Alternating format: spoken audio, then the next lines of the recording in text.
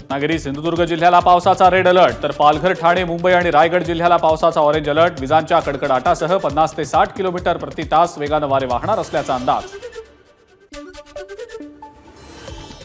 अलिबागच्या मल्याण, बोरघर, रामराज, भिलजीसह इतर गावातल्या अनेकांच्या घरात पावसाचं पाणी.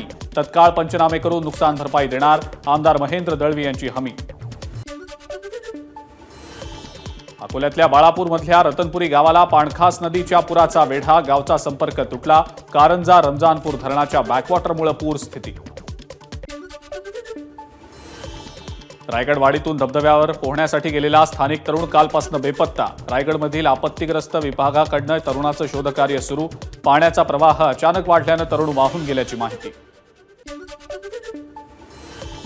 मुंबई नाशिक महामार्गावरील वाशिंद ते शहापूरपर्यंत खड्ड्यांमुळे वाहतूक कोंडी. नागरिकांची सुटका वाहतूक कोंडीतनं करण्यासाठी भिवंडीचे खासदार सुरेश म्हात्रेंकडनं मार्गाची पाहणी.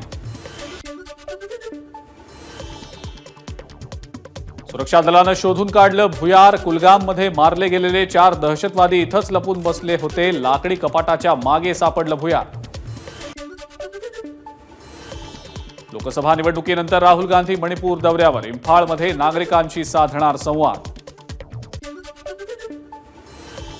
राहुल द्रविड यांना भारतरत्न द्या. भारताचे माजी कर्णधार सुनील गावस्कर यांनी केली मागणी. राहुल द्रविड यांची कामगिरी अशी की त्यामुळे संपूर्ण देशाला आनंदच, गावस्कर यांचं वक्तव्य.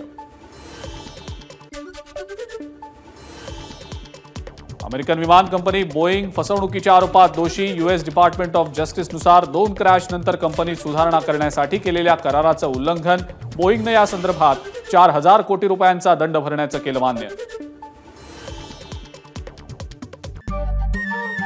नमस्कार. मनसुद्धा तुझं. ही एबीपी माझावरची वेगळीच मालिका खूप गाजली. हिचा दुसरा सीझन केव्हा येणार अशी अनेकदा विचारणाही झाली, पण आता प्रतीक्षा संपली. लवकरच येतोय सीझन 2.